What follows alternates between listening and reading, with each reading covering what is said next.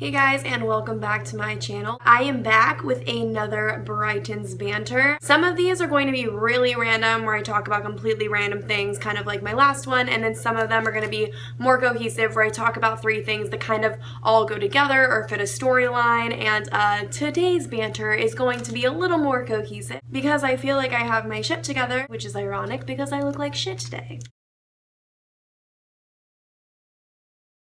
I want to talk about my opinions on and my experiences with and just my take on the progression of a relationship over the period of like a lifetime, as in like meeting someone and dating them and then breaking up and dating multiple people, and then you finally meet the person you're supposed to be with, and then you get married, and then you're married forever, ideally. La la di da. And the reason I thought of these things is because I was just officially broken up with 5 days ago? I don't know. It's the guy that moved away. I have a whole video about him. It's called Going Through Heartbreak if you want to check it out. Him and I just had a thing this summer, long story short, but he moved away. But we were like gonna stay in touch and like try and make it work. And it's been a month since he's been gone, and I think it's just really hard to maintain a certain level of feelings for someone when you're not seeing them every day, all the time, whatever. We just called it off, and it sucks because I was definitely on board to like put in the effort, even though it was long distance. Like my one serious boyfriend was long distance. Like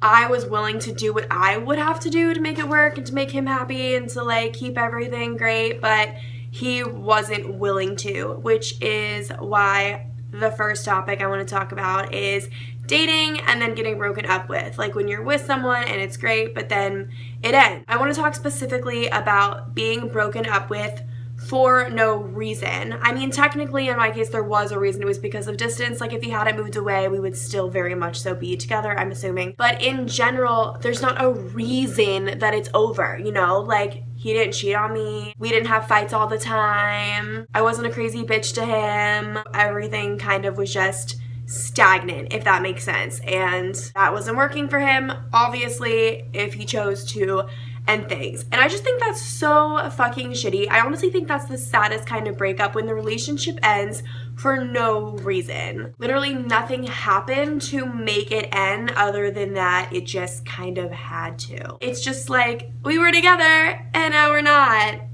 Literally like that. And since I always think about everything happening for a reason, and why do certain people come into our lives, like what's the impact that they're supposed to have, what's the message or the lesson that I'm supposed to be receiving or learning from this person and from this relationship, and I just have such a hard time understanding why people are put into our lives just for them to be taken away without reason. I just think everyone that comes into your life is supposed to teach you something. And as I said in my Going Through Heartbreak video, but I will say again, he did really impact my life. I have a very long track record of picking very shitty guys, and he was the first guy that I have chosen that has not been a piece of shit at all. Fucking gold star, A+, Superman kind of guy. It's just so shitty to find someone like that, and it just has to not be a thing, because it just can't be a thing. But being with someone literally that great just made me realize, like, holy fuck, what have I been doing with these super ass hats that I thought was like half-ass feelings or something. Like I actually thought those people mattered, or that those feelings were really strong feelings. Ugh. If you're a girl that's only been with shitty guys for one reason or another, I promise you, you are going to experience a good guy, and it's not even crossing your mind right now, but it's gonna happen, and it's going to be the best thing ever, and it's gonna fucking change your world and open your eyes to how you've been living your life and the people you've been surrounding yourself with romantically, and you're just gonna shit yourself. So I'll always thank him for coming into my life at a time that I really needed someone amazing to be in my life, and for showing me that assholes are not okay. Like, it's never okay to be with someone who makes you feel like shit. I know now in the future I'm never gonna give guys like that a chance again. No shot. I know that it had a purpose, but it's just so shitty to be going through this, but I just wanted to keep y'all in the know too because I've mentioned him in enough videos. Just want to let you know it's like not really gonna be a thing anymore, so okay. So yeah, you dating, you break up. Some breakups are for no reason, as I just talked about, but then you have to get back into the dating game, right? Like, of course, like if you want to have sex and like you can only go so long without having sex, you know, like this is the mentality. Same as how this guy showed me that assholes are not worth it and whatever. This guy also showed me 1000% that casual sex just to have sex is not even worth it in comparison to having sex with someone that you really, really fucking care about, that you know really fucking cares about you. And I feel like now people are so fucking detached from emotion because feelings are bad and liking someone is bad because you'll scare them off, and they just want to have sex to be cool, to be trendy. Like, I slept with this really hot guy from the bar last week. Like, it's almost literally on trend to just like be the cool girl that doesn't care and just has casual sex, you know? And I try to be that girl for the past like year and not like hoeing myself out. Like once every few months I'd like meet someone who I really liked and would get to know them. I never went home with them straight from the bar, and then after whatever, a few weeks I'd hook up with them, but it would never be anyone that like I was crazy about or that I would do anything for. It was never someone that I had real feelings for, that I knew would progress into a relationship. It was never someone that was worth my time. Like, I literally am not gonna have sex now for so long because I literally don't want to have sex again unless it's with someone that I really care about, because there's literally just no comparison to like casual sex with a friend or a fuck buddy or someone who just doesn't give a shit about you versus someone who literally feels like your world.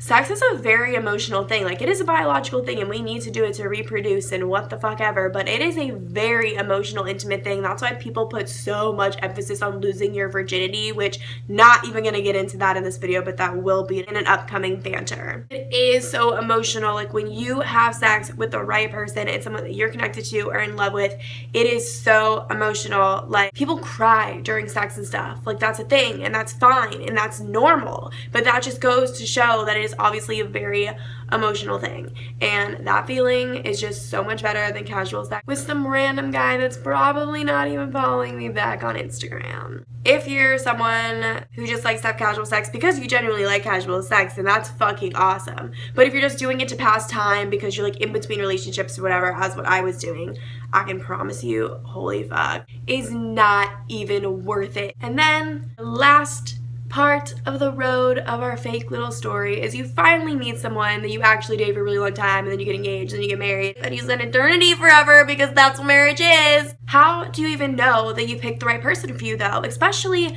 now, like the divorce rate is so high that honestly the idea of marriage is almost scary. Instead of this amazing bond of love and commitment, it's kind of this scary thing because there's such a high chance of like, well fuck, in 10 years is some shit gonna hit the fan that I can't predict and we're not gonna be able to be married anymore. Like, when I marry someone, oh man, I better be so fucking in love that I would literally die if I'm gonna spend my whole fucking life with you and share a bathroom with you and let you know that girl's actually shit. I better fucking love you. And I was just thinking about that in class the other day, about how so many marriages end in divorce and how do you know you're picking the right person, whatever. And I don't know how the fuck I started thinking of this, but bear with me, it's kind of out there. It's definitely a weird little Brighton thought, but people, when it comes to dating and marriage, first of all, people get so consumed with their emotions that they don't even focus on finding someone that literally has the qualities they want in a partner or fits what they need. Like, they're just like, well, I like them so much, my feelings are taking over, I'm gonna forgive all of these shitty qualities about them because I love them so much. That's why love is blinding, you know, so cliche, but it's true. And I think that's why a lot of marriages end in divorce, because people are basing so much off of just like feelings instead of like looking at this on paper, like, are we compatible, you know? I think if you want to find someone that you are compatible with marriage-wise, like maybe you're older and you're at an age that you want to start settling down and thinking about marriage. Like, I'm only 21, so I'm nowhere close to this stage, so I don't really have to do this yet. But when I get there, this is what I'm going to do to find someone who's compatible with me marriage-wise. You need to pick someone that literally is compatible with you, like on a biological level. Like, psychologically, we all have little tics and things about us, personality-wise and emotionally, etc., that make us who we are, that are things that are never going to change. Like biologically, whether I was born this way for some reason or I was just raised this way or something happened in my life that is so ingrained with me, doesn't matter. To my core, things about me that are never going to change are things like, I'm never gonna put up with someone who's messy. Like, I'm so fucking OCD about certain things. Like, yeah, this kind of looks like shit. I understand this sounds really fucking stupid because I'm like moving in, bear with me. But like, I will not just let dishes be in the sink. They're going in the fucking dishwasher. I'm not gonna let pillows from the couch be thrown on the ground. I'm picking that shit up and putting them on the couch. Things like that. I'm never gonna be able to live with someone who just doesn't give a fuck and is really unorganized and messy or dirty and like doesn't clean. Never gonna be able to be a thing for me. Also, down to my core, I am always going to fucking hate sleeping with someone breathing loudly or snoring in my ear. I cannot pick someone who does that because I will never sleep for the rest of my life. People need to start picking people that fit them on those levels, like things down to your core. Like, I damn well know that when I pick someone that needs to be marriage material, they're gonna be a fucking clean ass person and they're also gonna sleep like a fucking silent little baby angel. Those are what I mean by picking people that fit you, like down to your core, like literally on some biological level or some shit. That's who you need to be picking to be able for it to last, because those are just inherent qualities about you that you know aren't gonna be changing about you anytime soon. So you need to get someone who already has qualities that align with yours, because you can't just expect to change someone or something. Not gonna live happily ever after. Find people that actually check things off your list. Like, if you absolutely want to have kids one day, it's a non-negotiable, you're going to have children.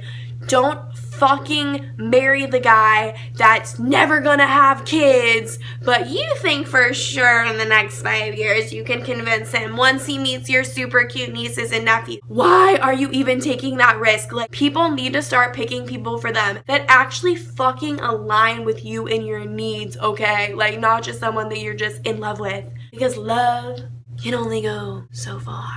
Oh my god, that was so dramatic. Well, that was kind of a lot. I just wanted to talk about all that shit right now, so I just sat the fuck down and did it. So I hope it was interesting. As always, feel free to check me out on social media. The usernames are down below, and be sure to hit the subscribe button if you're new here. Everyone's doing it. I'm such a sarcastic piece of shit.